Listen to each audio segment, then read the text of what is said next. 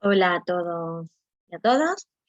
Soy María del Mar Gómez Pérez y voy a presentar el trabajo realizado junto a mi compañera Doña Garrido, titulado Conocimiento y actitudes sobre el trastorno del espectro autista en futuros docentes de educación infantil.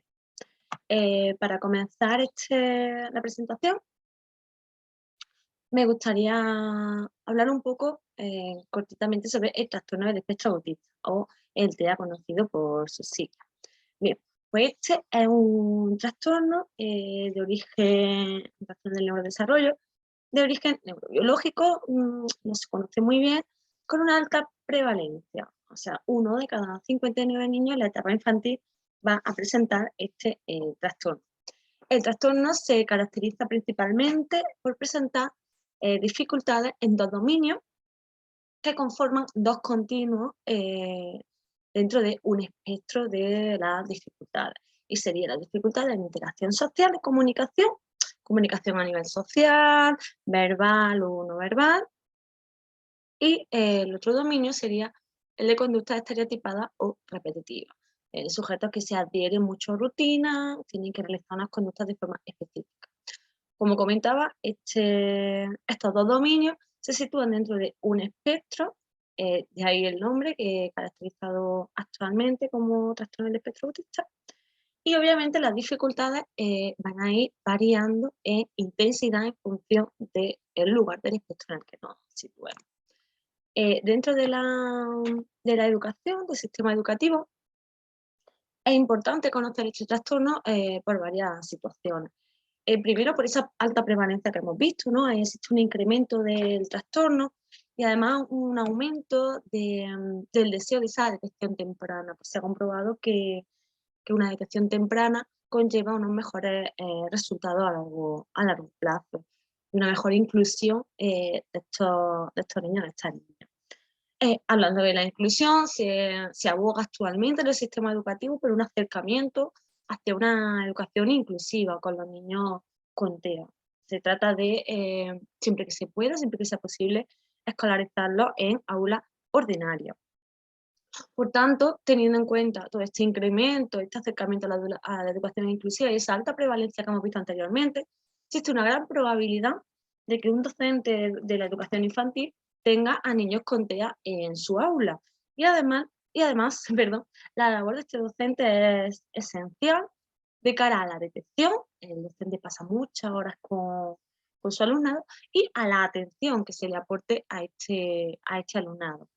Por tanto, observamos, ¿no? Se observa en la literatura una necesidad de ofrecer una información y una formación específica sobre el TEA durante la formación, durante los estudios de los docentes. Dentro de esta implicación o de esta formación de los docentes, existen unas variables implicadas. Principalmente en la literatura, se ha observado que el conocimiento y las actitudes sobre el TEA y el interés y eficacia percibida por el docente en el trabajo con el alumnado con TEA puede tener un gran impacto de cara a la detección y comprensión del trastorno, a la actuación educativa que se desarrolle con este alumnado, e incluso a las relaciones que se establezcan entre el profesorado con otros profesionales que atiendan a estos niños y estas niñas, como puede ser el profesorado de pedagogía terapéutica, el orientador del colegio o incluso psicólogos, fisioterapeutas, logopedas que trabajen con los niños fuera del centro. El problema es que dentro de la literatura también se observa que los estudiantes de educación infantil no disponen de este conocimiento o del conocimiento necesario para comprender y atender adecuadamente el TEA de forma eficaz. Y ahí es donde pues vemos esa laguna, ¿no? Y esa necesidad que se comentaba antes de una formación, una información específica de TEA. La literatura también se observa, ¿no?, que influye en ese conocimiento respecto al TEA, está influido por la experiencia previa que el profesorado tenga con TEA, o que en este caso nuestro estudiantado tenga con el TEA. También el curso académico en el que el estudiantado se encuentre. No es lo mismo cuando se encuentra en el primer curso que cuando se encuentra en el último curso. En este último curso, el alumnado considera que ya tiene un mayor conocimiento. Y además también va a influir esa formación específica, concreta, sobre el trastorno. Por tanto, para ampliar este conocimiento, es importante promover estudios, es importante promover programas que contribuyan a la mejora del mismo en los estudiantes respecto al TEA. En este caso, nuestro trabajo tiene 3 objetivos. No está tanto dirigido a esa promoción de estudios para contribuir a la mejora del conocimiento, sino en conocer cómo de competentes, ¿no? O que explorar, al fin y al cabo, que es nuestro primer objetivo, el conocimiento, las actitudes y los intereses y eficacia percibida que tienen los futuros docentes de educación infantil respecto al TEA.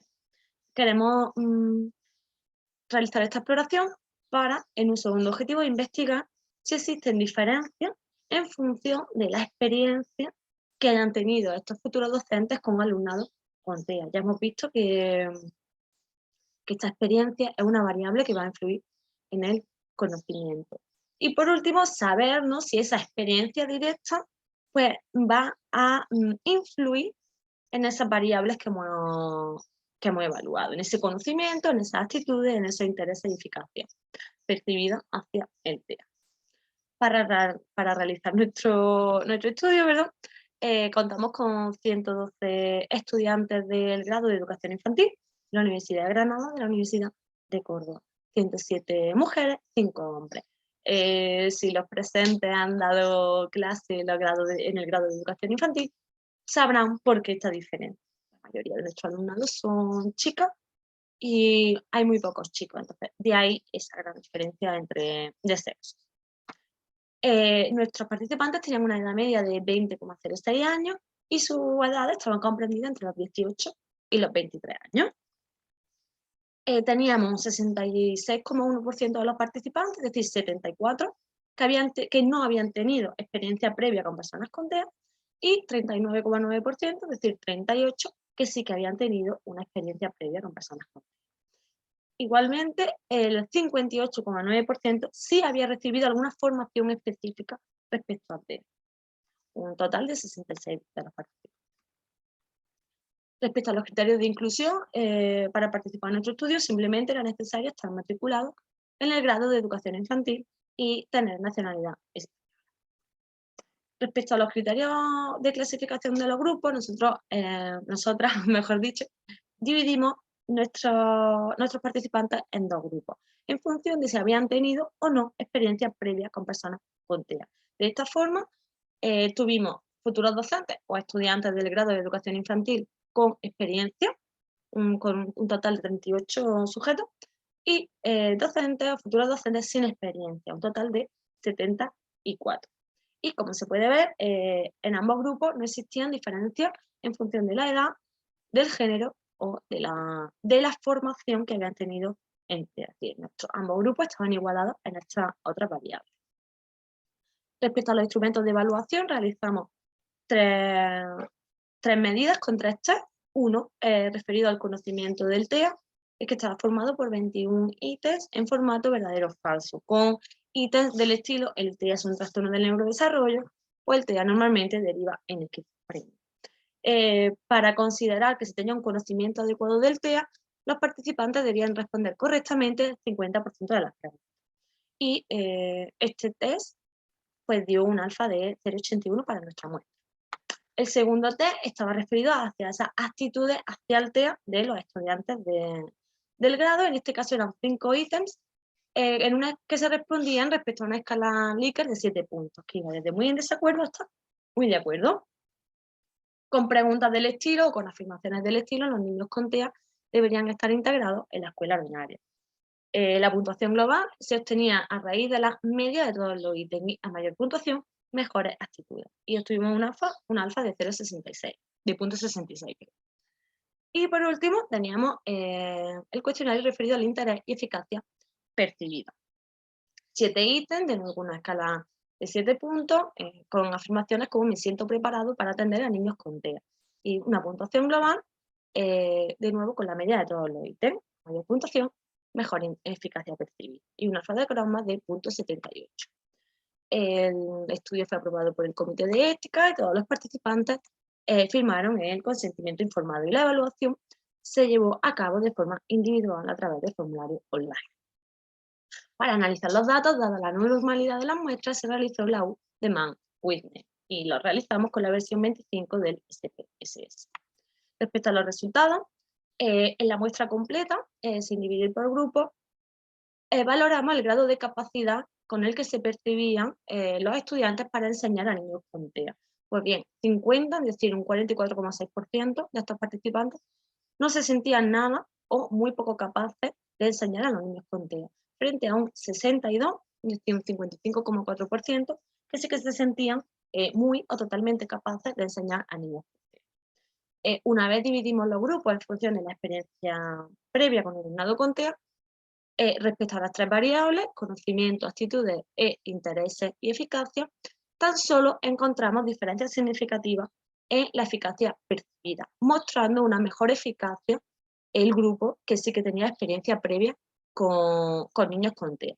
Por el contrario, no hubo diferencia ni en conocimiento ni en actitudes entre ambos grupos. Aquí les dejo una pequeña tabla por si quieren ver los estadísticos. Y también le he dejado en la presentación pues, los box plots, los gráficos, referentes a cada una de las variables. En este caso para el conocimiento, para las actitudes hacia el TEA y para el interés y eficacia percibida, que recuerden era la única que salió con diferencias significativas entre grupos.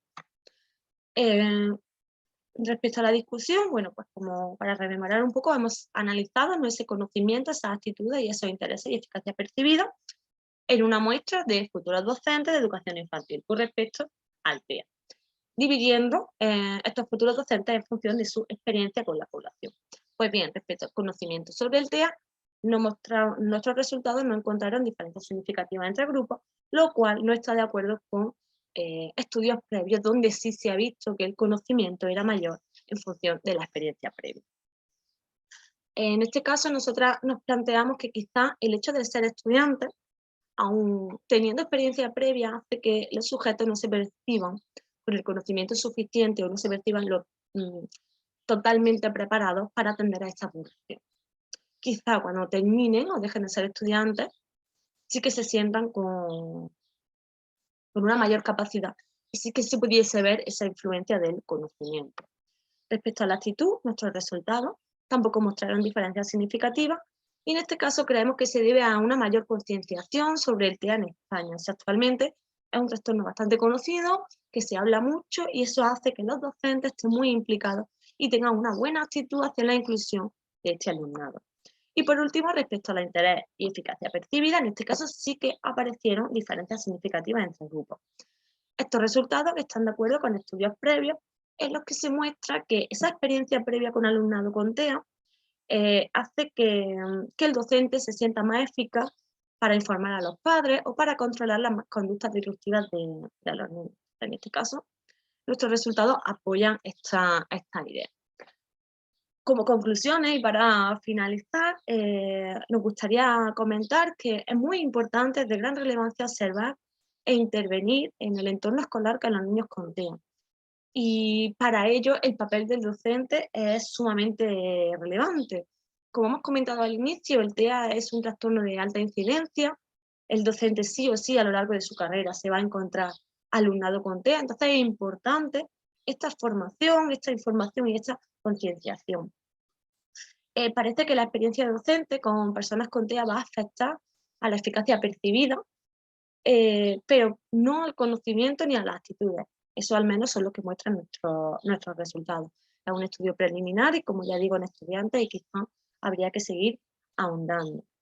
Pero todo esto al final lo que nos demuestra es la urgencia de una formación adecuada de los docentes. O sea, el docente de educación infantil va a ser el primero que va a conocer a estos alumnados, va a ser el que tenga mayor probabilidad de realizar esa detección temprana tan importante y tiene que tener una experiencia directa, tiene que conocer a este alumnado para saber identificarlo.